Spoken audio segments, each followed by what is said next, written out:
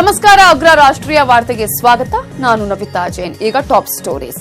ವಿಶ್ವ ಮಹಿಳಾ ದಿನದಂದೇ ಅಂಬರೀಶ್ ಪತ್ನಿ ಸುಮಲತಾ ಬಗ್ಗೆ ಸಚಿವ ಎಚ್.ಡಿ. ರೇವಣ್ಣ ಕೀಳು ಮಟ್ಟದ ಹೇಳಿಕೆ ಕೊಟ್ಟಿದ್ದಾರೆ. ಈ ಹೇಳಿಕೆಗೆ ರಾಜ್ಯಾದ್ಯಂತ ಖಂಡನೆ ವ್ಯಕ್ತವಾದರೆ ರೇವಣ್ಣ ಮಾತ್ರ ದರ್ಪದಿಂದಲೇ ತಾವು ಆಡಿದ ಮಾತನ್ನ ಸಮರ್ಥಿಸಿಕೊಂಡಿದ್ದಾರೆ. ರೇವಣ್ಣ ಮಾತಿನಿಂದ ಇಡೀ ದೇವೇಗೌಡರ ಕುಟುಂಬಕ್ಕೆ ಅಪಮಾನವಾದಂತಾಗಿದೆ. ನಾನು ಆ ಥರ ಉದ್ದೇಶ ಇಟ್ಕೊಂಡು ಹೇಳಿಲ್ಲ. ನಾನೇ ಕ್ಷಮೆ ಕೇಳಕ್ಕೂ ನಡೀರಿ, ನೀವು ಹೇಳ್ರಿ. ಇದಕ್ಕೆ ನಾನೇನು ಪ್ರತಿಕ್ರಿಯೆ ಕೊಡಲ್ಲ ಬಿಡಿ. ಯಾವ್ದು ಸರಿನೋ ಯಾವ್ದು ತಪ್ಪೋ ಅವ್ರು ತಿಳ್ಕೋಬೇಕು. ಗಂಡ ಸತ್ತು 6 ತಿಂಗಳಾಗಿಲ್ಲ, ರಾಜಕೀಯ ಬೇಕಿತ್ತ? ಸುಮಲತಾ ಬಗ್ಗೆ ಎಂತಹ ಮಾತಾಡಿದ್ರು ರೇವಣ್ಣ? ಎಲೆಕ್ಷನ್ ಘೋಷಣೆ ಆಗಿಲ್ಲ, ಸೀಟು ಹಂಚಿಕೆ ಆಗಿಲ್ಲ, ಆದ್ರೂ ಇಡೀ ರಾಜ್ಯದಲ್ಲಿ ಭಾರೀ ಕುತೂಹಲ ಮೂಡಿಸಿರೋದು ಮಂಡ್ಯ ಲೋಕಸಭೆ ಅಖಾಡ. ರೆಬಲ್ ಸ್ಟಾರ್ ಕೇಂದ್ರದ ಮಾಜಿ ಸಚಿವ, ಮಂಡ್ಯದ ಗಂಡು ಅಂಬರೀಶ್ ಪತ್ನಿ ಸುಮಲತಾ ಇಲ್ಲಿ ಅಖಾಡಕ್ಕೆ ಧುಮುಕೋಕೆ ರೆಡಿಯಾಗಿದ್ದಾರೆ. ಕಾಂಗ್ರೆಸ್ ಟಿಕೆಟ್ ಕೊಡದಿದ್ರೆ ಪಕ್ಷೇತರವಾಗಿ ಸ್ಪರ್ಧೆಗೆ ರೆಡಿ ಅಂದಿದ್ದಾರೆ. ಆದರೆ ದೋಸ್ತಿ ನಾಯಕರು ಮಾಜಿ ಪ್ರಧಾನಿ ದೇವೇಗೌಡರ ಮೊಮ್ಮಗ ನಿಖಿಲ್ ಅವರನ್ನ ಅಖಾಡಕ್ಕೆ ಇಳಿಸೋದಾಗಿ ಘೋಷಿಸಿದ್ದಾರೆ. ಇಂತಹ ಟೆನ್ಷನ್ ಇರುವ ಕ್ಷೇತ್ರ ಕದರದಲ್ಲಿ ಇವತ್ತು ರೇವಣ್ಣ ದಿಲ್ಲಿಯಲ್ಲಿ ನೀಡಿದ ಹೇಳಿಕೆಯೊಂದು ಉರಿ ಬಿಸಿಲಿನಂತೆ ಹೊತ್ತಿ ಉರಿದಿದೆ. ಗಂಡ ಸತ್ತು 6 ತಿಂಗಳಾಗಿಲ್ಲ, ಸುಮಲತಾಗೆ ಈ ಟೈಮಲ್ಲಿ ರಾಜಕೀಯ ಬೇಕಿತ್ತ ಅಂತ ಕೀಳು ಮಟ್ಟದ ಹೇಳಿಕೆ ಕೊಟ್ಟಿದ್ದಾರೆ ಸಚಿವ ರೇವಣ್ಣ. ರೇವಣ್ಣ ಹೇಳಿಕೆ ಬಗ್ಗೆ ರಾಜ್ಯಾದ್ಯಂತ ಟೀಕೆ, ವಾಗ್ದಾಳಿ ಶುರುವಾಗ್ತಿದ್ದಂತೆ ಮತ್ತೆ ತಮ್ಮ ಹೇಳಿಕೆಯನ್ನ ರೇವಣ್ಣ ಸಮರ್ಥಿಸಿಕೊಂಡ್ರು. ನಾನೇನು ತಪ್ಪು ಮಾಡಿಲ್ಲ, ನಾನು ಕ್ಷಮೆ ಕೇಳಲ್ಲ, ಇದೆಲ್ಲ ಡ್ರಾಮಾ ಅಂತ ಉದ್ದಟತನ ಮೆರೆದಿದ್ರು. ನಾನೇ ಕ್ಷಮೆ ಕೇಳಕ್ಕೂ ನಡೀರಿ, ನೀವು ಹೇಳ್ರಿ. ನಾನು ಯಾಕೆ ಕಣ್ಣೀರಾಕ್ಸೇನ ಅವರು ರೇ ಅಯ್ಯೋ, ಇಂಥ ಡ್ರಾಮಾಗಳೆಲ್ಲ ನಾನು ನೋಡಿದ್ದೀನಿ. ನಡೀರಿ, ನೀವು ಯಾಕೆ ಮಾಡಲಿ ಬಿಡಿ. ಅವರು ಪಿಕ್ಚರಲ್ಲಿ ಮಾಡ್ತಾ ಇದ್ರು, ಈಗ ರಾಜಕೀಯ ಡ್ರಾಮಾ ಮಾಡಕ್ ಬಂದ್ರು, ಮಾಡಲಿ, ನಾವು ಬೇಡ ಅಂತೀವಿ. ರೇವಣ್ಣ ಹೇಳಿಕೆ ಬಗ್ಗೆ ಕಣ್ಣೀರಿಟ್ಟು ಮಾತನಾಡಿದ ಸುಮಲತಾ, ಈ ರೀತಿ ಮಾತಾಡೋದ್ರ ಬಗ್ಗೆ ನಾನು ಏನು ಹೇಳಲ್ಲ, ಅವರಿಗೆ ಗೊತ್ತಾಗಬೇಕು ಅಂತ ಸಾಫ್ಟ್ ಆಗಿ ತಿರುಗೇಟು ಕೊಟ್ರು. ಇನ್ನು ಅಂಬರೀಶ್ ಸಂಬಂಧಿಕರು ದೇವೇಗೌಡರ ಕುಟುಂಬದ ವಿರುದ್ಧ ಹರಿಹಾಯ್ದಿದ್ದಾರೆ. ಇದಕ್ಕೆ ನಾನೇನು ಪ್ರತಿಕ್ರಿಯೆ ಕೊಡಲ್ಲ ಬಿಡಿ. ಯಾವ್ದು ಸರಿನೋ ಯಾವ್ದು ತಪ್ಪೋ ಅವ್ರು ತಿಳ್ಕೋಬೇಕು. ಅವ್ರೇನ್ ಮಾತಾಡ್ತಾರೋ ಅವ್ರಿಗೆ ಬಿಟ್ಟಿದ್ದು ಬಿಡಿ. ಈಗ ನಾನು ಆ ಥರ ಮಾತಾಡಲ್ಲ. ತಮ್ಮಣ್ಣನ ಮಗ, ತಮ್ಮಣ್ಣನ ಸೊಸೆ ಪ್ರೆಸ್ಟೀಜ್ ಪ್ಯಾಡ್ ಕೂಗಿ ಗೊಪ್ಪೆ ಕೊಟ್ಟು ಅವ್ರಿಗೆ ಕಂಗ್ರಾಜಿಯಲ್ಲಿ ಬಂದ್ರು. ಅದೇ ಒಂದು ಉದಾಹರಣೆ. ಅಂಬರೀಷ್ ಅಣ್ಣ ಹೋಗಿಲ್ಲ, ಇವ್ರು ಹೋದ್ರು. ಇವತ್ತು ನೀರು ಕೊಟ್ಟಿಲ್ಲ ಅಂದ್ರೆ ಅವರು ನೀರು ಕೊಡದೇನೆ ಹೋಟ್ಲಿಂದ ಕಳಿಸ್ಬಿಟ್ರ, ಊಟ ಕೊಡದೇನೆ ಕಳಿಸ್ಬಿಟ್ರ. ರೇವಣ್ಣನವರ ಮಾತು ಭಾರಿ ವಿವಾದ ಸೃಷ್ಟಿಸುತ್ತಿದ್ದಂತೆ ಸಿಎಂ ಕುಮಾರಸ್ವಾಮಿ ಪ್ರತಿಕ್ರಿಯೆ ಕೊಟ್ಟಿದ್ದಾರೆ. ಯಾರೂ ಹಗುರವಾಗಿ ಮಾತಾಡಬಾರದು ಅಂತ ಪಕ್ಷದ ನಾಯಕರಿಗೆ ಸೂಚನೆ ಕೊಟ್ಟಿದ್ದಾರೆ. ರೇವಣ್ಣ ಅವರೇ ಹೇಳಿಕೆ ಕೊಟ್ಟಿರಲಿ, ತಮ್ಮಣ್ಣವರೇ ಕೊಟ್ಟಿರಲಿ, ಯಾರೇ ಹೇಳಿಕೆ ಕೊಟ್ಟಿರಲಿ, ಸುಮಲತಾ ಅವ್ರ ಬಗ್ಗೆ ಯಾರು ಚರ್ಚೆ ಮಾಡಬೇಕಾದದ್ದು ಅನವಶ್ಯಕ ಅನ್ನೋದು ನನ್ನ ಅಭಿಪ್ರಾಯ. ಯಾವ ಅಭ್ಯರ್ಥಿಗಳ ಬಗ್ಗೆನೂ ನಾವು ವೈಯಕ್ತಿಕವಾಗಿ ಅವರ ಹೆಸರನ್ನ ಹೇಳ್ತಕ್ಕಂಥದ್ದು ಸೂಕ್ತ ಇಲ್ಲ. ನಮ್ಮ ನಾಯಕರಿಗೆ ನಾನು ಸದ್ಯದಲ್ಲೇ ಒಂದು ಸಭೆ ಕರೆದು ಹೇಳಬೇಕು ಅಂತ ಇದ್ದೇನೆ. ಇವತ್ತು ವಿಶ್ವ ಮಹಿಳಾ ದಿನ. ಮಹಿಳೆಯರು ಮುಂದೆ ಬರಬೇಕು, ಎಲ್ಲಾ ಕ್ಷೇತ್ರಗಳನ್ನ ಪ್ರತಿನಿಧಿಸಬೇಕು, ಆಕೆ ಎಲ್ಲರಂತೆ ಬದುಕಬೇಕು ಅಂತೀವಿ. ಆದರೆ ಇದೇ ದಿನ ರೇವಣ್ಣ ನೀಡಿದ ಕೀಳು ಮಟ್ಟದ ಹೇಳಿಕೆ ಎಷ್ಟು ಸರಿ ಅನ್ನೋದೇ ದೊಡ್ಡ ಚರ್ಚೆಯಾಗ್ತಿದೆ. Bureau report, news 18 Kannada. Sumalatha ಬಗ್ಗೆ ಸಚಿವ ಎಚ್.ಡಿ. ರೇವಣ್ಣ ಬೇಕಾಬಿಟ್ಟಿಯಾಗಿ ಮಾತಾಡಿದ್ದೇ ತಡ ಅಂಬರೀಶ್ ಅಭಿಮಾನಿಗಳು, ಸಂಬಂಧಿಕರು ರೊಚ್ಚಿಗೆದ್ದಿದ್ದಾರೆ. ಕುಮಾರಸ್ವಾಮಿ ಮಗ ಹಾಗೂ ದೇವೇಗೌಡರ ಕುಟುಂಬದ ವಿರುದ್ಧ ಹಿಗ್ಗಾಮುಗ್ಗ ಜಾಡಿಸುತ್ತಿದ್ದಾರೆ. ಗಂಡ ಸತ್ತ 6 ತಿಂಗಳಲ್ಲಿ ಸುಮಲತಾ ರಾಜಕೀಯಕ್ಕೆ ಬಂದು ಬಿಟ್ರಲ್ಲ ಅಂತ ರೇವಣ್ಣ ಹೇಳಿದ್ದೇ ತಡ ಅಂಬರೀಶ್ ಅಭಿಮಾನಿಗಳು ರೊಚ್ಚಿಗೆದ್ದಿದ್ದಾರೆ. ರೇವಣ್ಣ ಹಾಗೂ ಇಡೀ ದೇವೇಗೌಡರ ಕುಟುಂಬದ ವಿರುದ್ಧ ಕಿಚ್ಚು ಶುರುವಾಗಿದೆ. ಜೆಡಿಎಸ್ ಹಳೆ ಇತಿಹಾಸ ಕೆದಕಿದ್ದಾರೆ. ಬಂಡಿ ಸಿದ್ದೇಗೌಡ, ಸಿದ್ದರಾಜು ಸತ್ತಾಗ ಏನ್ ಮಾಡಿದ್ರಿ? ವಿಜಯಲಕ್ಷ್ಮಿ, ಕಲ್ಪನಾರನ್ನು ಎಲೆಕ್ಷನ್ಗೆ ನಿಲ್ಲಿಸಲಿಲ್ವಾ? ನೀವು ಮಾಡಿದ್ರೆ ಸರಿ, ಬೇರೆಯವರು ಮಾಡಿದ್ರೆ ತಪ್ಪಾ ಎಂದು ಪ್ರಶ್ನೆ ಮಾಡಿದ್ದಾರೆ. ಅಂಬರೀಶ್ ಮನೆಗೆ ಕುಟುಂಬ ಸಮೇತರಾಗಿ ಡಿಸಿ ತಮ್ಮಣ್ಣ ಹೋಗಿದ್ದ ಹಳೆ ಫೋಟೋವೊಂದನ್ನ ಹಾಕಿ ಅಂಬರೀಶ್ ಮನೆಗೆ ನೀರು ಕುಡಿಯಲು ಕುಟುಂಬ ಸಮೇತ ಹೋಗಿದ್ಯಾರು ಎಂದು ಪ್ರಶ್ನೆ ಮಾಡಿದ್ದಾರೆ. ಇನ್ನು ಮದ್ದೂರು ತಾಲೂಕಿನ ಹೊಟ್ಟೆಗೌಡನ ದೊಡ್ಡಿ ಗ್ರಾಮದ ಜೆಡಿಎಸ್ ಕಾರ್ಯಕರ್ತ ರಘು 5 ನಿಮಿಷಗಳ ವಿಡಿಯೋ ಮಾಡಿ ಫೇಸ್ಬುಕ್ಗೆ ಹಾಕಿ ಕುಮಾರಸ್ವಾಮಿ ಅವರ ಬೆವರಿಳಿಸಿದ್ದಾರೆ. ಕುಮಾರಸ್ವಾಮಿ ಅವರೇ, ಇದಕ್ಕೆಲ್ಲ ಮೂಲ ಕಾರಣನೇ ನೀವು. ನಿಮ್ಮ ಮಗನನ್ನ ಅಧಿಕಾರ ತರೋ ಅನ್ನೋ ಒಂದೇ ಒಂದು ದುರಾಸೆಯಿಂದ, ಮಗನ ವ್ಯಾಮೋಹದಿಂದ ಇವತ್ತು ನೀವು ಮಂಡ್ಯ ಜಿಲ್ಲೆನ ಛಿದ್ರ ಮಾಡಕ್ಕೆ ಹೋಗ್ತಾ ಇದ್ದೀರಾ. ಆದರೆ ನಿಜವಾದ ಮಂಡ್ಯ ಜನ ಅಂಬರೀಷ್ ಅಣ್ಣ ಏನು, ಅಂಬರೀಷ್ ಅಣ್ಣನ ಶಕ್ತಿ ಏನು, ಅಂಬರೀಷ್ ಅಣ್ಣ ಯಾರು ಅಂತ ತಿಳ್ಕೊಂಡು ನಿಮಗೆ ತಕ್ಕ ಪಾಠ ಕಲಿಸೋದ್ರಲ್ಲಿ ಅನುಮಾನನೇ ಇಲ್ಲ. ಇನ್ನು ಸುಮಲತಾ ಪರ ಬ್ಯಾಟಿಂಗ್ ಮಾಡಿರೋ ಅಂಬರೀಷ್ ಮಹಿಳಾ ಅಭಿಮಾನಿ ಕನಕ ಅನ್ನೋರು ಮಾಜಿ ಸಿಎಂ ಸಿದ್ದರಾಮಯ್ಯ ವಿರುದ್ಧ ಆಕ್ರೋಶ ವ್ಯಕ್ತಪಡಿಸಿದ್ದಾರೆ. ಸಿದ್ದರಾಮಯ್ಯವರೇ, ನಾವು ಕೇಳ್ಕೊತಾ ಇರೋದು ಮಂಡ್ಯ ಜಿಲ್ಲೆಯಿಂದ 7 ತಾಲೂಕು ಬಿ ಫಾರಂ ಅಂಬರೀಷ್ ಅಣ್ಣನ ಕೈ ಕೆಳಗೆ ಮನೆ ತಗೊಂಡು ಬಂದು ಬೀಳ್ತಿತ್ತು. 7 ಬಿ ಫಾರಂ ತಂದು ನೀವು ಅವ್ರ ಮನೆ ಬಾಗಿಲು ಕೊಡ್ತಾ ಇದ್ರಿ. ಮಂಡ್ಯ ಜಿಲ್ಲೆ ಒಳಗೆ 7 ತಾಲೂಕೊಳಗೆ ಜಡಿಸದೆ ಗೆದ್ಬಿಡ್ತೀವಿ, ಕಾಂಗ್ರೆಸ್ ಬರಲ್ಲ ಅಂತ ಯಾವ ಗ್ರೂಪ್ ಮೇಲೆ ಹೇಳ್ತಾರೆ, ಯಾವ ಅಧಿಕಾರದಲ್ಲಿ ಹೇಳ್ತಿದ್ರಿ ನೀವು? ಗೆದ್ದು ತೋರಿಸ್ತೀವಿ. ಇನ್ನು ನಿಖಿಲ್ ಕುಮಾರಸ್ವಾಮಿ ಅವರ ಎಂಗೇಜ್ಮೆಂಟ್ ವಿಡಿಯೋ ಹಾಕಿರೋ ಅಂಬಿ ಫ್ಯಾನ್ಸ್ ಒಬ್ರು ಎಂಗೇಜ್ಮೆಂಟ್ ಮಾಡಿಕೊಂಡಿರೋ ಹುಡುಗಿಗೆ ಕೈ ಕೊಟ್ಟ ಹುಡುಗ ಈಗ ಮಂಡ್ಯ ಜನರ ಕೈ ಹಿಡಿತಾನ ಅಂತ ಲೇವಡಿ ಮಾಡಿದ್ದಾರೆ. ಇನ್ನು ಹುಲಿ ಇದ್ದಾಗ ಉಪಯೋಗಿಸಿಕೊಂಡ ಇಲಿಗಳು ಇಂದು ತಾವೇ ಹುಲಿಗಳು ಅಂದುಕೊಂಡಿವೆ. ಕುಮಾರಸ್ವಾಮಿ ಸೀತಾರಾಮ ಕಲ್ಯಾಣ ಸಿನಿಮಾದ ಟಿಕೆಟ್ ತರ ಎಲೆಕ್ಷನ್ಗೆ ಟಿಕೆಟ್ ಹಂಚಿದ್ದಾರೆ ಎಂದು ವ್ಯಂಗ್ಯವಾಡಿದ್ದಾರೆ. ಕಾವೇರಿಗಾಗಿ ಅಂಬರೀಷ್ ರಾಜೀನಾಮೆ ಬಿಸಾಕಿ ಮಂಡ್ಯ ಜನರ ಪರ ನಿಂತಿದ್ರು. ಅಂತಹ ಅಂಬರೀಷ್ ಕುಟುಂಬ ಬೇಕೋ ಅಥವಾ ಕುಟುಂಬದವರಿಗೆ ಟಿಕೆಟ್ ನೀಡುವ ಜೆಡಿಎಸ್ ಬೇಕೋ ಅಂತ ಕೆಲವರು ಪ್ರಶ್ನೆ ಮಾಡಿದ್ದಾರೆ. ಒಟ್ಟಲ್ಲಿ ರೇವಣ್ಣ ಆಡಬಾರದ ಮಾತಾಡಿ ಇಡೀ ಕುಟುಂಬದವರನ್ನು ಬೀದಿಗೆ ತಂದು ನಿಲ್ಲಿಸಿದಂತಾಗಿದೆ. Bureau report, news 18 Kannada. Revanna Sumalatha ಬಗ್ಗೆ ಕೀಳು ಮಟ್ಟದ ಹೇಳಿಕೆ ಕೊಟ್ಟ ಎಫೆಕ್ಟೋ ಏನೋ ಗೊತ್ತಿಲ್ಲ. ಮಳವಳ್ಳಿಯಲ್ಲಿ ನಿಖಿಲ್ ಕುಮಾರಸ್ವಾಮಿ ಸಭೆ ನಡೀತಾ ಇದೆ.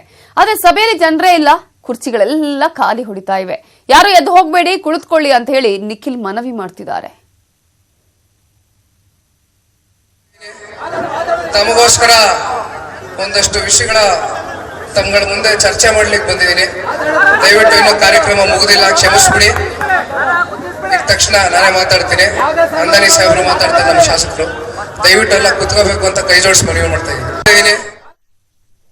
ಸುಮಲತಾ ಬಗ್ಗೆ ರೇವಣ್ಣ ಬೇಕಾಬಿಟ್ಟಿಯಾಗಿ ಮಾತಾಡಿದ್ದೆ ತಡ ಇಡೀ ಬಿಜೆಪಿ ಪಾಳೆಯವೇ ಸುಮಲತಾ ಪರ ನಿಂತಿದೆ. ರೇವಣ್ಣ ಹಗುರವಾಗಿ ಮಾತನಾಡಿದ್ದು ಅಕ್ಷಮ್ಯ ಅಪರಾಧ. ರೇವಣ್ಣ ಸುಮಲತಾರ ಕ್ಷಮೆ ಕೇಳಬೇಕು ಅಂತ ಸಂಸದೆ ಶೋಭಾ ಕರಂದ್ಲಾಜೆ ಆಗ್ರಹಿಸಿದ್ದಾರೆ. ಇನ್ನು ಜಗದೀಶ್ ಶೆಟ್ಟರ್, ಗೋ ಮಧುಸೂದನ್, ರವಿಕುಮಾರ್ ಕೂಡ ಜೆಡಿಎಸ್ ವಿರುದ್ಧ ಕಿಡಿಕಾರಿದ್ದಾರೆ. ಆದರೆ ಇವತ್ತು ರೇವಣ್ಣ ಅವರು ಒಬ್ಬ ಜವಾಬ್ದಾರಿಯುತ ರಾಜ್ಯದ ಸಚಿವರು, ಹಿರಿಯ ರಾಜಕಾರಣಿ. ಅವರು ಕೂಡ ಸುಮಲತಾ ಅವರ ಬಗ್ಗೆ, ಅದು ಮಹಿಳಾ ದಿನಾಚರಣೆಯ ದಿನನೇ ಇಷ್ಟೊಂದು ಹಗುರವಾಗಿ ಮಾತಾಡಿರುವಂಥದ್ದು ಖಂಡಿತ ಸರಿಯಲ್ಲ, ಅಕ್ಷಮ್ಯ ಅಪರಾಧ. ಅದು ಯಾವ ಸಂದರ್ಭದಲ್ಲಿ ಯಾಕೆ ಹೇಳಿದ್ರು ಗೊತ್ತಿಲ್ಲ. ಆದರೆ ದಯಮಾಡಿ ನೀವು ಸುಮಲತಾ ಅವರ ಕ್ಷಮೆ ಯಾಚನೆ ಮಾಡಬೇಕು.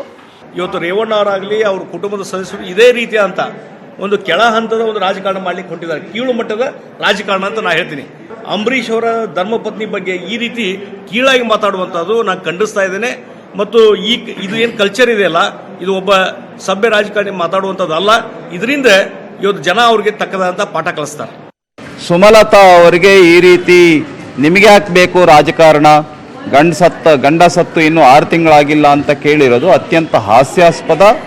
ಒಬ್ಬ ಸೀನಿಯರ್ ರಾಜಕಾರಣ ಆಗಿ, ಒಬ್ಬ ಅನುಭವಿ ರಾಜಕಾರಣ ಆಗಿ ಸುಮಲತಾ ಅವರಿಗೆ ಈ ರೀತಿ ಮಾತಾಡಿರ್ತಕ್ಕಂಥದ್ದನ್ನು ನಾನು ಖಂಡಿತ ಭಾಳ ನೋವಿನಿಂದ ಹೇಳ್ತೇನೆ. ಈ ರೀತಿ ಮಾತಾಡಬಾರ್ದಾಗಿತ್ತು. ಮಂಡ್ಯ ಲೋಕಸಭೆ ಟಿಕೆಟ್ ಬಿಕ್ಕಟ್ಟಿಗೆ ಕಾಂಗ್ರೆಸ್ ಹೈಕಮಾಂಡ್ ಪರಿಹಾರ ಮಾರ್ಗ ಸೂಚಿಸಿದೆ. ಸುಮಲತಾಗೆ ಮೈಸೂರಿನಿಂದ ಟಿಕೆಟ್ ನೀಡೋಣ ಅಂತ ದೇವೇಗೌಡ್ರೆ ರಾಹುಲ್ ಗಾಂಧಿಗೆ ಸಲಹೆ ಕೊಟ್ಟಿದ್ದು, ಇದಕ್ಕೆ ರಾಹುಲ್ ಗಾಂಧಿ ಕೂಡ ಒಪ್ಪಿದ್ದಾರೆ ಎನ್ನಲಾಗಿದೆ. ಆದರೆ ಸುಮಲತಾ ಒಪ್ತಾರಾ ಅನ್ನೋದೇ ಪ್ರಶ್ನೆಯಾಗಿದೆ.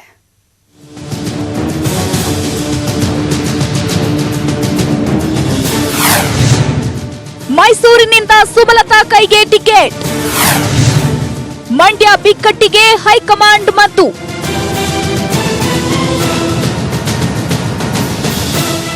ಮೈತ್ರಿ ಸರ್ಕಾರಕ್ಕೆ ಸಂಕಟ ತಂದಿರೋ ಮಂಡ್ಯ ಲೋಕಸಭೆ ಟಿಕೆಟ್ ಸಮಸ್ಯೆಗೆ ಕಾಂಗ್ರೆಸ್ ಹೈಕಮಾಂಡೇ ಪರಿಹಾರ ಕಂಡು ಹಿಡಿದಿದೆ ಎನ್ನಲಾಗಿದೆ. ಮಂಡ್ಯದಿಂದ ಟಿಕೆಟ್ ಬೇಕೇ ಬೇಕೆಂದು ಹಠ ಹಿಡಿದಿರೋ ಸುಮಲತಾಗೆ ಮೈಸೂರಿನಿಂದ ಟಿಕೆಟ್ ನೀಡೋ ಚಿಂತನೆ ನಡೆದಿದೆಯಂತೆ. ಮಂಡ್ಯದಿಂದ ನಿಖಿಲ್ ಸ್ಪರ್ಧೆ ಮಾಡಲಿ, ಮೈಸೂರಿನಿಂದ ಸುಮಲತಾಗೆ ಟಿಕೆಟ್ ಕೊಡೋಣ, ಸುಮಲತಾ ಅವರ ಮನವೊಲಿಸಿ ಅಂತ ರಾಜ್ಯ ನಾಯಕರಿಗೆ ರಾಹುಲ್ ಗಾಂಧಿ ಸೂಚಿಸಿದ್ದಾರಂತೆ. ಮೊಮ್ಮಗನಿಗಾಗಿ ಗೌಡರೇ ಮಾಡಿದ ಪ್ಲಾನ್, ಮೈಸೂರಿನಿಂದ ಸ್ಪರ್ಧೆಗೆ ಸುಮಲತಾ ಒಪ್ತಾರ? ಅಂದಹಾಗೆ ಮಂಡ್ಯ ಟಿಕೆಟ್ ಬಿಕ್ಕಟ್ಟಿಗೆ ಪರಿಹಾರ ಕಂಡು ಹಿಡಿದಿದ್ದು ಜೆಡಿಎಸ್ ವರಿಷ್ಠ ದೇವೇಗೌಡರಂತೆ. ಸುಮಲತಾಗೆ ಮೈಸೂರಿನಿಂದ ಟಿಕೆಟ್ ಕೊಡೋಣ ಅಂತ ದೇವೇಗೌಡ ಹಾಗೂ ಕೆಸಿ ವೇಣುಗೋಪಾಲ್ ರಾಹುಲ್ ಗಾಂಧಿ ಮುಂದೆ ಪ್ಲಾನ್ ಇಟ್ಟಿದ್ದಾರಂತೆ. ಅದಕ್ಕೆ ರಾಹುಲ್ ಗಾಂಧಿ ಓಕೆ ಎಂದಿದ್ದಾರಂತೆ. ಆದ್ರೆ ಮೈಸೂರಿನಿಂದ ಸ್ಪರ್ಧೆಗೆ ಸುಮಲತಾ ಒಪ್ತಾರಾ ಅನ್ನೋದೇ ಯಕ್ಷ ಪ್ರಶ್ನೆಯಾಗಿದೆ. ಯಾಕಂದ್ರೆ ಮಂಡ್ಯ ಬಿಟ್ಟು ಬೇರೆ ಎಲ್ಲಿಂದಲೂ ಸ್ಪರ್ಧೆ ಮಾಡಲ್ಲ ಅಂತ ಸುಮಲತಾ ಸಾಕಷ್ಟು ಬಾರಿ ಹೇಳಿದ್ದಾರೆ. ನಾನು ಬೇರೆ ಕಡೆ ನಿಂತ್ಕೊಳ್ಳೋಕೆ ನನಗೆ ಇಂಟ್ರೆಸ್ಟ್ ಇಲ್ಲ. ಇದು ನಾನು ತುಂಬಾ ಇದರಲ್ಲಿ ಬೇರೆ ಡೈಲಮಾನೂ ಇಲ್ಲ, ಬೇರೆ ಪ್ರಶ್ನೆನೂ ಇಲ್ಲ. ಯಾರು ಏನ್ ಬಂದು ಹೇಳಿದ್ರು ನಾನು ಬೇರೆ ಕಡೆ ಸ್ಪರ್ಧೆ ಮಾಡಲ್ಲ. ಇದು 100% ಅಲ್ಲ, 500%. ಸುಮಲತಾಗೆ ಬಿಜೆಪಿ ನಾಯಕರ ಗಾಳ. ಬಿಜೆಪಿ ಸೇರಲ್ಲ ಎಂದು ಸುಮಾ ಸ್ಪಷ್ಟನೆ. ಈ ನಡುವೆ ನಿನ್ನೆ ಮಂಡ್ಯದ ಬಿಜೆಪಿ ಮುಖಂಡ ಶಿವಲಿಂಗಯ್ಯ ಮನೆಗೆ ತೆರಳಿ ಚರ್ಚಿಸಿದ್ದ ಸುಮಲತಾ, ಯಾವುದೇ ಕಾರಣಕ್ಕೂ ನಾನು ಬಿಜೆಪಿ ಸೇರಲ್ಲ, ಕಾಂಗ್ರೆಸ್ ಟಿಕೆಟಿಗಾಗಿ ಲಾಸ್ಟ್ ಮಿನಿಟ್ ವರೆಗೂ ಕಾಯುವೆ ಎಂದಿದ್ದಾರೆ. ಪಾಲಿಟಿಕ್ಸ್ ಅಲ್ಲಿ ನಿಮ್ಗೆ ಗೊತ್ತು, ಕೊನೆವರೆಗೂ ಏನೇನು ಡೆವಲಪ್ಮೆಂಟ್ಸ್ ಆಗ್ಬೋದು, ಬದಲಾವಣೆ ಆಗ್ಬೋದು ಅನ್ನೋದನ್ನ ಯಾರು ಹೇಳಕ್ಕಾಗಲ್ಲ. ಸೊ ಹಾಗಾಗಿ ನಾನು ಲಾಸ್ಟ್ ಮಿನಿಟ್ ವರೆಗೂ ನಾನು ವೇಟ್ ಮಾಡ್ತೀನಿ. ಇನ್ನು ಪ್ರಚಾರ ಮುಂದುವರಿಸಿರೋ ಸುಮಲತಾ ಇಂದು ಮೈಸೂರಲ್ಲಿ ಚಾಮುಂಡೇಶ್ವರಿಗೆ ವಿಶೇಷ ಪೂಜೆ ಸಲ್ಲಿಸಿದ್ದಾರೆ. ಈ ನಡುವೆ ಮಳವಳ್ಳಿಯಲ್ಲಿ ನಿಖಿಲ್ ಅಬ್ಬರದ ಪ್ರಚಾರ ಮಾಡಿದ್ದಾರೆ. Bureau report, news 18 Kannada. ದಶಕಗಳ ಕಾಲ ವಿವಾದದಿಂದಲೇ ಸದ್ದು ಮಾಡ್ತಿರೋ ಅಯೋಧ್ಯೆ ವಿವಾದವನ್ನ ಮತ್ತೊಮ್ಮೆ ಸಂಧಾನದ ಮೂಲಕ ಇತ್ಯರ್ಥ ಮಾಡೋದಕ್ಕೆ ಸುಪ್ರೀಂ ಕೋರ್ಟ್ ಮುಂದಾಗಿದೆ. 3 ಸಂಧಾನಕಾರರನ್ನ ನೇಮಿಸಿರುವ ಸುಪ್ರೀಂ ಕೋರ್ಟ್ 2 ತಿಂಗಳಲ್ಲಿ ವರದಿ ಕೊಡುವಂತೆ ಸೂಚಿಸಿದೆ. ಅಯೋಧ್ಯೆ ವಿವಾದ ಇತ್ಯರ್ಥಕ್ಕೆ ಸಂಧಾನ ಮಾರ್ಗ. ಸುಪ್ರೀಂನಿಂದ 3 ಸಂಧಾನಕಾರರ ನೇಮಕ. ವಿವಾದದ ಅಂತ್ಯಕ್ಕೆ 2 ತಿಂಗಳ ಡೆಡ್ಲೈನ್.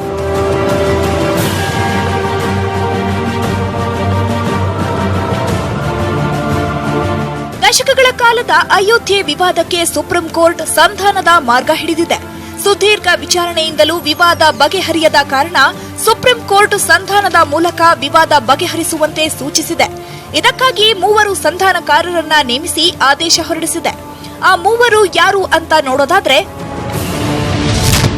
ಸುಪ್ರೀಂ ಕೋರ್ಟ್ ನಿವೃತ್ತ ನ್ಯಾಯಮೂರ್ತಿ ಖಲೀಫುಲ್ಲಾ ನೇತೃತ್ವದ ಸಮಿತಿಯಲ್ಲಿ ಆಧ್ಯಾತ್ಮಿಕ ಚಿಂತಕ ರವಿಶಂಕರ್ ಗುರೂಜಿ ಹಾಗೂ ಮೀಡಿಯೇಷನ್ ಚೇಂಬರ್ ಸಂಸ್ಥಾಪಕ ಶ್ರೀರಾಮ್ ಪಂಚು ಇದ್ದಾರೆ. ಈ 3 ಗಣ್ಯರು ಸಾಕಷ್ಟು ವಿವಾದಗಳನ್ನ ಬಗೆಹರಿಸಿದ್ದು ಉತ್ತಮ ಅನುಭವ ಹಾಗೂ ಪಾರದರ್ಶಕತೆಯಿಂದ ಕೆಲಸ ಮಾಡಿದ್ದಾರೆ.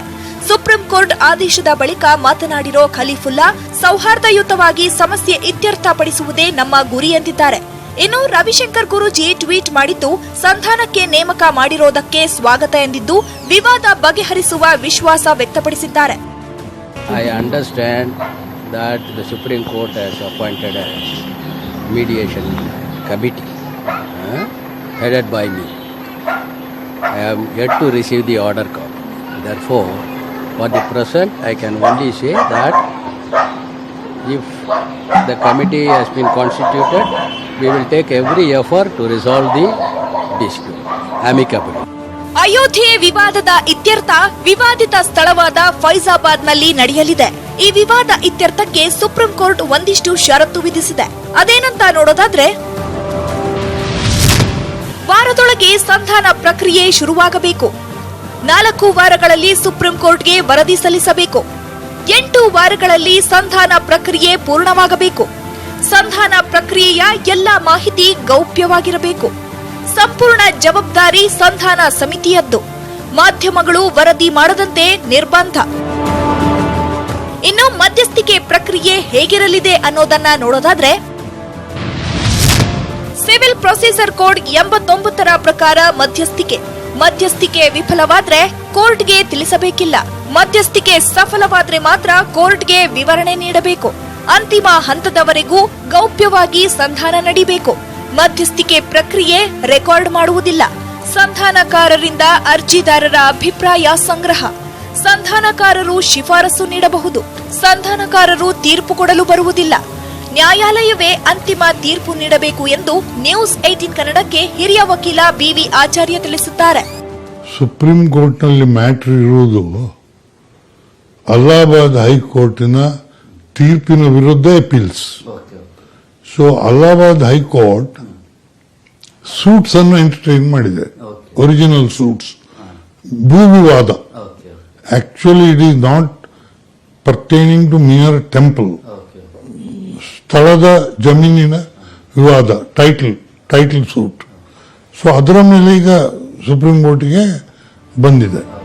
ಈ ನಡುವೆ ರವಿಶಂಕರ್ ಗುರೂಜಿ ಏಕಪಕ್ಷೀಯವಾಗಿದ್ದಾರೆ. ಅವರನ್ನ ಸಂಧಾನಕಾರರನ್ನಾಗಿ ನೇಮಕ ಮಾಡಬಾರದು ಎಂದು ಓವೈಸಿ ಆಕ್ಷೇಪ ವ್ಯಕ್ತಪಡಿಸಿದ್ದಾರೆ. ಒಟ್ನಲ್ಲಿ ಲೋಕಸಭೆ ಸಮರದ ಹೊತ್ತಲ್ಲೇ ರಾಮಮಂದಿರ ವಿವಾದ ಅಂತ್ಯ ಕಾಣುತ್ತೋ ಅಥವಾ ಇಲ್ಲವೋ ಅನ್ನೋದು ತುಂಬಾ ಚರ್ಚೆಗೆ ಕಾರಣವಾಗಿದೆ. Bureau report, news 18 Kannada. Ayodhya ವಿವಾದವನ್ನ ಬಗೆಹರಿಸೋಕೆ ಸಂಧಾನದ ಮಾರ್ಗ ಹುಡುಕಿದ್ದು ಇದೇ ಮೊದಲೇನಲ್ಲ. ಈ ಹಿಂದೆ 4 ಬಾರಿ ಸಂಧಾನದ ಮೂಲಕ ವಿವಾದ ಇತ್ಯರ್ಥಕ್ಕೆ ಪ್ರಯತ್ನ ಪಡಲಾಗಿತ್ತು. ಆದರೂ ಸಂಧಾನ ಸಕ್ಸಸ್ ಆಗಿರಲಿಲ್ಲ. ಈ ಹಿಂದೆ ನಡೆದ ಸಂಧಾನಗಳ ಬಗ್ಗೆ ನಾವು ನೋಡ್ತಾ ಹೋಗೋದಾದ್ರೆ, ಮೊದಲ ಬಾರಿಗೆ ಸಂಧಾನ ಫೇಲ್ ಆಗಿದ್ದು 1992ರಲ್ಲಿ ಬ್ಯಾಕ್ ಚಾನೆಲ್ ಆಗ ನೇತೃತ್ವವನ್ನು ವಹಿಸಿತ್ತು. ವಿಎಚ್ಪಿ ಎಐಎಂಪಿಎಲ್ಬಿ ನಡುವೆ ಸಂಧಾನ ಕೂಡ ಫೇಲ್ ಆಗಿತ್ತು. ಇನ್ನು ಎರಡನೇ ಬಾರಿಗೆ ಸಂಧಾನ ಫೇಲ್ ಆಗಿದ್ದು ಆಗಸ್ಟ್ 2010ನೇ ಇಸ್ವಿಯಲ್ಲಿ ಅಲಹಾಬಾದ್ ಹೈಕೋರ್ಟ್ ಆ ಸಂದರ್ಭದಲ್ಲಿ ನೇತೃತ್ವವನ್ನು ವಹಿಸಿಕೊಂಡಿತ್ತು. ಮೂರನೇ ಬಾರಿ ಸಂಧಾನ ಫೇಲ್ ಆಗಿದ್ದು ಮಾರ್ಚ್ 2017ರಲ್ಲಿ ಸಿಜೆಐ ಖೇಹರ್ ಸಲಹೆಯನ್ನ ಕೂಡ ಕೊಟ್ಟಿದ್ರು, ಸಂಧಾನಕ್ಕೆ ಸೂಚಿಸಿತ್ತು ಸಿಜೆಐ. ನಾಲ್ಕನೇ ಬಾರಿಗೆ ಸಂಧಾನ ಫೇಲ್ ಆಗಿದ್ದು ನವೆಂಬರ್ 2017ರಲ್ಲಿ ರವಿಶಂಕರ್ ಗುರೂಜಿ ಆ ಸಂದರ್ಭದಲ್ಲೂ ನೇತೃತ್ವ ವಹಿಸಿದ್ರು. ಆಗ್ಲೂ ಕೂಡ ಈ ಸಂಧಾನ ಫೇಲ್ ಆಗಿತ್ತು. ಈಗಾಗಲೇ ಲೋಕಸಭಾ ಚುನಾವಣೆಗೆ ರಾಜಕೀಯ ಪಕ್ಷಗಳು ಈಗಾಗಲೇ ತಯಾರಿ ಮಾಡಿಕೊಳ್ತಾ ಇದ್ರೆ ವೇಳಾಪಟ್ಟಿ ಪ್ರಕಟವಾಗುತ್ತೆ ಎನ್ನಲಾಗಿದೆ. ಈ ಮಧ್ಯೆ ಬಿಜೆಪಿ ಸಂಸದೀಯ ಮಂಡಳಿ ಚುನಾವಣಾ ಕಾರ್ಯತಂತ್ರ ಮತ್ತು ಪ್ರಚಾರ ಯೋಜನೆಗಳ ಬಗ್ಗೆ ಸಭೆ ಸೇರಿ ಚರ್ಚೆ ಮಾಡಿದೆ. ಪಕ್ಷದ ಅಧ್ಯಕ್ಷ ಅಮಿತ್ ಶಾ ನೇತೃತ್ವದಲ್ಲಿ ನಡೆದ ಸಭೆಯಲ್ಲಿ ಕೇಂದ್ರ ಸಚಿವರು, ಬಿಜೆಪಿ ವಕ್ತಾರರು, ಪಕ್ಷದ ಮುಖಂಡರು ಭಾಗವಹಿಸಿದರು. ವಿರೋಧ ಪಕ್ಷಗಳನ್ನು ಕಟ್ಟಿಹಾಕುವ ಕಾರ್ಯತಂತ್ರ, ಪ್ರಚಾರದ ವೈಖರಿ ಸೇರಿದಂತೆ ಹಲವು ವಿಷಯಗಳ ಬಗ್ಗೆ ಸಭೆಯಲ್ಲಿ ಚರ್ಚೆ ನಡೆಯಿತು. ಇನ್ನು ಲೋಕಸಮರಕ್ಕೆ ಬಿಜೆಪಿ ತಾಲೀಮು ಈಗಾಗಲೇ ಶುರು ಮಾಡಿದ್ದು, ಬಿಜೆಪಿ ಸಂಸದೀಯ ಮಂಡಳಿ ಸಭೆಯಲ್ಲಿ ಇವೆಲ್ಲವೂ ಚರ್ಚೆಯಾಗಿದೆ. ನಿನ್ನೆಯಷ್ಟೇ ಗುಜರಾತ್ ಹಾಗೂ ಉತ್ತರ ಪ್ರದೇಶದಲ್ಲಿ ಕಾಂಗ್ರೆಸ್ ಅಭ್ಯರ್ಥಿಗಳ ಪಟ್ಟಿಯನ್ನ ಬಿಡುಗಡೆ ಮಾಡಿತ್ತು. ಇದರ ಬೆನ್ನಲ್ಲೇ ಉತ್ತರ ಪ್ರದೇಶದಲ್ಲಿ ಸಮಾಜವಾದಿ ಪಾರ್ಟಿ 6 ಕ್ಷೇತ್ರಗಳಿಗೆ ಅಭ್ಯರ್ಥಿಗಳ ಪಟ್ಟಿಯನ್ನ ಬಿಡುಗಡೆ ಮಾಡಿದೆ. ಮೇನ್ಪುರಿಯಿಂದ ಮುಲಾಯಂ ಸಿಂಗ್ ಯಾದವ್, ಬದನೌನಿಂದ ಧರ್ಮೇಂದ್ರ ಯಾದವ್, ಫಿರೋಜಾಬಾದ್ನಿಂದ ಅಕ್ಷಯ್ ಯಾದವ್, ಇತವಾಹ್ನಿಂದ ಕಮಲೇಶ್ ಖಟೋರಿಯಾ, ರಾಬರ್ಟ್ಗಂಜ್ನಿಂದ ಭಾಯಿಲಾಲ್ ಕೋಲ್, ಬೆಹರಿಚ್ನಿಂದ ಶಬ್ಬೀರ್ ಅಹಮದ್ ಬಲ್ವಿಕಿ ಹೆಸರು ಬಿಡುಗಡೆ ಮಾಡಲಾಗಿದೆ. ವಿಂಗ್ ಕಮಾಂಡರ್ ಅಭಿನಂದನ್ಗೆ ವರ್ಧಮಾನ್ಗೆ ಪರಮವೀರ ಚಕ್ರ ಪ್ರಶಸ್ತಿ ನೀಡಬೇಕು ಅಂತ ಹೇಳಿ ತಮಿಳುನಾಡು ಸಿಎಂ ಪಳನಿಸ್ವಾಮಿ ಆಗ್ರಹಿಸಿದ್ದಾರೆ. ಪ್ರಧಾನಿ ಮೋದಿಗೆ ಪತ್ರ ಬರೆದಿರುವ ಪಳನಿಸ್ವಾಮಿ ಅಭಿನಂದನ್ಗೆ ಸೇನಾ ಗೌರವ ಕೊಡಬೇಕು ಅಂತ ಒತ್ತಾಯಿಸಿದ್ದಾರೆ. ಇತ್ತ ಪಾಕಿಸ್ತಾನ ನಗೆಪಾಟಲಿಗೀಡಾಗಿದೆ. ಬಾಲಾಕೋಟ್ ಮೇಲೆ ದಾಳಿ ನಡೆಸಿ ಭಾರತೀಯ ವಾಯುಸೇನೆ 19 ಮರಗಳನ್ನು ನಾಶ ಮಾಡಿದೆ ಅಂತ ಪಾಕಿಸ್ತಾನದಲ್ಲಿ ಅರಣ್ಯ ಇಲಾಖೆ ಅಧಿಕಾರಿಗಳು ಎಫ್ಐಆರ್ ದಾಖಲಿಸಿದ್ದಾರೆ. ದಾಳಿ ವೇಳೆ ಹತರಾದ ಉಗ್ರರ ಬಗ್ಗೆ ಒಪ್ಪಿಕೊಳ್ಳದ ಪಾಕಿಸ್ತಾನ ಈಗ ಮರಗಳ ವಿಚಾರಕ್ಕೆ ಕೇಸ್ ದಾಖಲಿಸಿರುವುದು ಕಾಮಿಡಿ ತರ ಆಗಿದೆ. ರಾಜಸ್ಥಾನದ ಬಿಕನೇರ್ ಬಳಿ ಭಾರತೀಯ ವಾಯುಪಡೆಯ ಮಿಗ್-21 ವಿಮಾನ ಪತನವಾಗಿದೆ. ಗಸ್ತು ತಿರುಗುವಾಗ ವಿಮಾನ ಪತನಗೊಂಡಿದ್ದು, ಅದೃಷ್ಟವಶಾತ್ ಪೈಲಟ್ ಪ್ರಾಣಾಪಾಯದಿಂದ ಪಾರಾಗಿದ್ದಾರೆ. ವಿಮಾನ ಟೇಕ್ ಆಫ್ ಆಗುವ ಸಂದರ್ಭದಲ್ಲಿ ಪಕ್ಷಿಯೊಂದು ವಿಮಾನಕ್ಕೆ ಡಿಕ್ಕಿ ಹೊಡೆದಿತ್ತು. ಬಹುಶಃ ಇದರಿಂದಲೇ ವಿಮಾನದ ತಾಂತ್ರಿಕ ವ್ಯವಸ್ಥೆಯಲ್ಲಿ ಏರುಪೇರಾಗಿ ವಿಮಾನ ಪತನವಾಗಿದೆ ಎನ್ನಲಾಗಿದೆ.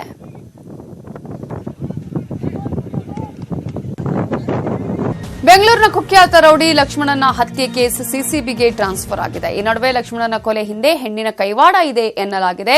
ಕೊಲೆಗೂ ಮುನ್ನ ಲಕ್ಷ್ಮಣ ಹೋಟೆಲ್ ಒಂದರಲ್ಲಿ ಉಳ್ಕೊಂಡಿದ್ದ. ಆ ಹೋಟೆಲ್ ರೂಮ್ನ ಕೀ ಲಕ್ಷ್ಮಣನ ಜೇಬಲ್ಲಿ ಪತ್ತೆಯಾಗಿದೆ.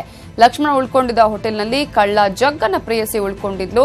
ಆಕೆಯೇ ಕಳ್ಳ ಜಗ್ಗನಿಗೆ ಲಕ್ಷ್ಮಣನ ಬಗ್ಗೆ ಮಾಹಿತಿ ಕೊಟ್ಟಿದ್ಲು. ಆ ಮಾಹಿತಿ ಆಧಾರದ ಮೇಲೆ ಕಳ್ಳ ಜಗ್ಗನ ಗ್ಯಾಂಗ್ ಹೇಮಂತ್ ಅಲಿಯಾಸ್ ಹೇಮಿಯಾ ಸ್ಕಾರ್ಪಿಯೋದಲ್ಲಿ ಚೇಸ್ ಮಾಡಿ ಹತ್ಯೆ ಮಾಡಿದ್ದಾರೆ ಎನ್ನಲಾಗಿದೆ. ಇವತ್ತು ಕಳ್ಳ ಜಗ್ಗನ ಬರ್ತ್ಡೇ ಇದೆ. ಹೀಗಾಗಿ ಆತ ನಾಳೆ ಪೊಲೀಸರಿಗೆ ಶರಣಾಗುವ ಸಾಧ್ಯತೆ ಇದೆ ಎನ್ನಲಾಗಿದೆ. ಕೇರಳದ ಶಬರಿಮಲೆಯ ಅಯ್ಯಪ್ಪ ದೇವಾಲಯದ ಗರ್ಭಗುಡಿ ಬಾಗಿಲು ಶಿಥಿಲಗೊಂಡಿದೆ. ಹೀಗಾಗಿ ಬೆಂಗಳೂರಿನ ಶ್ರೀರಾಂಪುರದ ಅಯ್ಯಪ್ಪ ಸ್ವಾಮಿ ದೇವಸ್ಥಾನದ ಭಕ್ತರು 30 ಲಕ್ಷ ರೂಪಾಯಿ ವೆಚ್ಚದಲ್ಲಿ ತಾಮ್ರ ಹಾಗೂ ಚಿನ್ನ ಲೇಪಿತ ಬಾಗಿಲನ್ನ ಮಾಡಿಸಿದ್ದಾರೆ. ಕೇರಳದ ಮರಪುರದಲ್ಲಿ 70 ವರ್ಷದ ಟೀಕ್ವುಡ್ ಮರವನ್ನ ಬೇರು ಸಮೇತ ಕತ್ತರಿಸಿ ಅದರಲ್ಲಿ 9 ಅಡಿ ಮರವನ್ನ ಬಳಸಿ ಬಾಗಿಲನ್ನ ಮಾಡಿಸಲಾಗಿದೆ. ಈ ಮರದ ಬಾಗಿಲಿಗೆ ಹೈದರಾಬಾದ್ನಲ್ಲಿ ಶುದ್ಧ ತಾಮ್ರದ ಹೊದಿಕೆ ಮಾಡಿಸಲಾಗಿದೆ. ಚೆನ್ನೈನಲ್ಲಿ ಚಿನ್ನದ ಲೇಪನವನ್ನ ಮಾಡಿಸಲಾಗಿದೆ. ಮಾರ್ಚ್ 11ರಂದು ಹಲವು ಧಾರ್ಮಿಕ ವಿಧಿವಿಧಾನದ ಮೂಲಕ ಆ ಬಾಗಿಲನ್ನ ಅಳವಡಿಸಲಾಗುತ್ತೆ.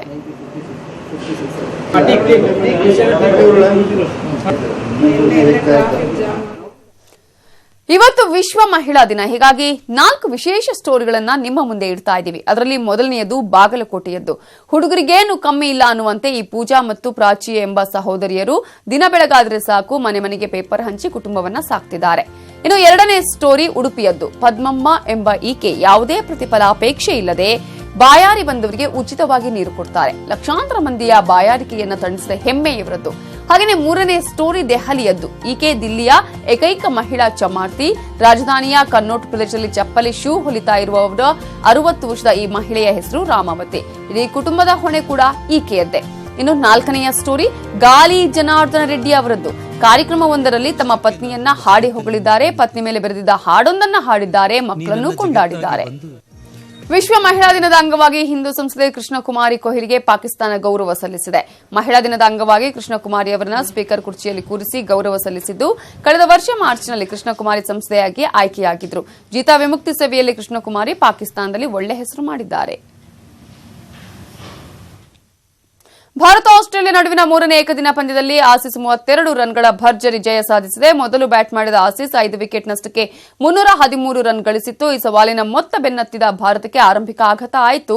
ಶಿಖರ್ ಧವನ್, ರೋಹಿತ್ ಶರ್ಮಾ ಬೇಗನೆ ಔಟ್ ಆದ್ರು. ಬಳಿಕ ಕ್ಯಾಪ್ಟನ್ ವಿರಾಟ್ ಕೊಹ್ಲಿ ಭರ್ಜರಿ ಶತಕ ಸಿಡಿಸಿದ್ರು.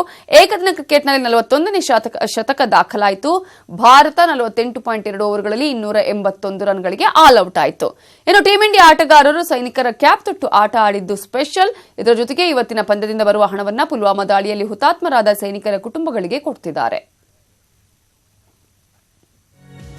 ಇದು ಇವತ್ತಿನ ಅಗ್ರ ರಾಷ್ಟ್ರೀಯ ವಾರ್ತೆ. ಈಗ ಸರ್ಜಿಕಲ್ ಸ್ಟ್ರೈಕ್ ಕಾರ್ಯಕ್ರಮ ಪ್ರಸಾರವಾಗುತ್ತೆ, ತಪ್ಪದೆ ನೋಡಿ. ನೋಡ್ತಾ ಇರಿ ನ್ಯೂಸ್ 18 ಕನ್ನಡ. ಜಾಲ ನಮ್ಮದು, ಬಾಲ ನಿಮ್ಮದು.